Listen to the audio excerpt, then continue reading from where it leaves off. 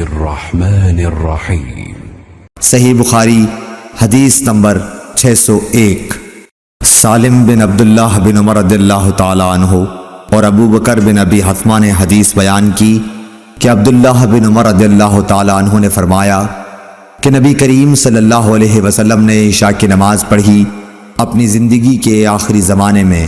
سلام پھیرنے کے بعد آپ کھڑے ہوئے اور فرمایا کہ اس رات کے متعلق تمہیں کچھ معلوم ہے؟ آج اس روئے زمین پر جتنے انسان زندہ ہیں 100 سال بعد ان میں سے کوئی بھی باقی نہیں رہے گا۔ لوگوں نے حضور صلی اللہ علیہ وسلم کا کلام سمجھنے میں غلطی کی اور مختلف باتیں کرنے لگے۔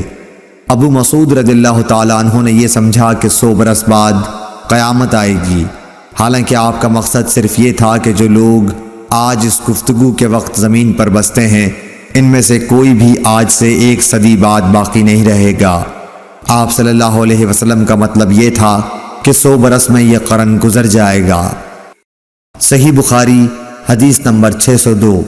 ابو عثمان نہدی نے عبد الرحمن بن ابی بکر رضی اللہ تعالیٰ عنہ سے یہ حدیث بیان کی کہ اصحاب صفہ نادار مسکین لوگ تھے اور نبی کریم صلی اللہ علیہ وسلم نے فرمایا کہ جس کے گھر میں 2 آدمیوں کا کھانا ہو تو وہ تیسرے اصحاب صفہ میں سے کسی کو اپنے ساتھ لیتا جائے، اور جس کے ہاں 4 آدمیوں کا کھانا ہے تو وہ 5ویں یا 6 آدمی کو صاحبان والوں میں سے اپنے ساتھ لے جائے۔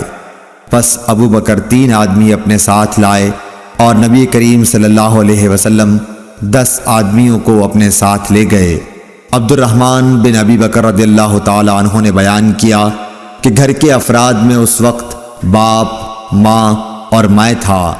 ابو عثمان راوی کا بیان ہے کہ مجھے یاد نہیں کہ عبد الرحمن بن ابی بکر نے یہ کہا یا نہیں کہ میری بیوی اور ایک خادم جو میرے اور ابو بکر دونوں کے گھر کے لیے تھا یہ بھی تھے۔ خیر، ابو بکر رضی اللہ تعالی عنہ نبی کریم صلی اللہ علیہ وسلم کے یہاں ٹھہر گئے اور غالباً کھانا بھی وہیں کھایا۔ صورتحال یہ ہوئی کہ نماز عشاء تک وہیں رہے، پھر مسجد سے نبی کریم صلی اللہ علیہ وسلم حجرہ مبارک میں آئے اور وہیں ٹھہرے رہے تاکہ نبی کریم صلی اللہ علیہ وسلم نے بھی کھانا کھا لیا۔ اور رات کا ایک حصہ گزر جانے کے بعد جب اللہ تعالیٰ نے چاہا تو آپ گھر تشریف لائے تو ان کی بیوی ام رومان نے کہا کہ کیا بات پیش آئی کہ مہمانوں کی خبر بھی آپ نے نہ لی، یا یہ کہا کہ مہمان کی خبر نہ لی۔ آپ نے پوچھا کیا تم نے ابھی انہیں رات کا کھانا نہیں کھلایا؟ ام رومان نے کہا کہ میں کیا کروں، آپ کے آنے تک انہوں نے کھانے سے انکار کیا۔ کھانے کے لیے ان سے کہا گیا تھا لیکن وہ نہ مانے۔ عبد الرحمن بن ابی بکر رضی اللہ تعالی عنہ نے بیان کیا کہ میں ڈر کر چھپ گیا۔ ابو بکر رضی اللہ تعالی عنہ نے پکارا، اے غنثر یعنی او پاجی۔ آپ نے برا بھلا کہا اور کوسنے دیے، فرمایا کہ کھاؤ، تمہیں مبارک نہ ہو، خدا کی قسم میں اس کھانے کو کبھی نہیں کھاؤں گا۔ آخر مہمانوں کو کھانا کھلایا گیا۔ عبد الرحمن رضی اللہ تعالی عنہ نے کہا، خدا گواہ ہے کہ ہم ادھر ایک لقمہ لیتے تھے اور نیچے سے پہلے سے بھی زیادہ کھانا ہو جاتا تھا۔ بیان کیا کہ سب لوگ شکم سیر ہو گئے اور کھانا پہلے سے بھی زیادہ بچ گیا۔ ابو بکر رضی اللہ تعالی عنہ نے دیکھا تو کھانا پہلے ہی اتنا یا اس سے بھی زیادہ تھا۔ اپنی بیوی سے بولے، بنو فراس کی بہن یہ کیا بات ہے؟ انہوں نے کہا کہ میری آنکھ کی ٹھنڈک کی قسم یہ تو پہلے سے 3 گنا ہے۔ پھر ابو بکر نے بھی وہ کھانا کھایا اور کہا کہ میرا قسم کھانا ایک شیطانی وسوسہ تھا۔ پھر ایک لقمہ اس میں سے کھایا اور نبی کریم صلی اللہ علیہ وسلم کی خدمت میں بقیہ کھانا لے گئے اور آپ کی خدمت میں حاضر ہوئے۔ وہ صبح تک آپ کے پاس رکھا رہا۔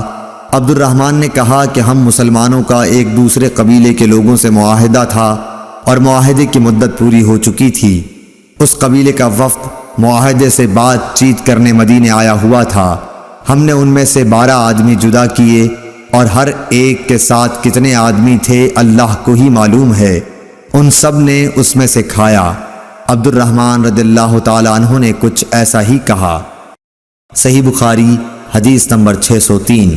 حضرت انس رضی اللہ تعالیٰ عنہ سے روایت ہے کہ نماز کے وقت کے اعلان کے لیے لوگوں نے آگ اور ناقوس کا ذکر کیا۔ پھر یہود و نصارہ کا ذکر آ گیا۔ پھر بلال رضی اللہ تعالیٰ عنہ کو یہ حکم ہوا کہ اذان کے کلمات 2 مرتبہ کہیں اور اقامت میں 1 مرتبہ۔ صحیح بخاری حدیث نمبر 604۔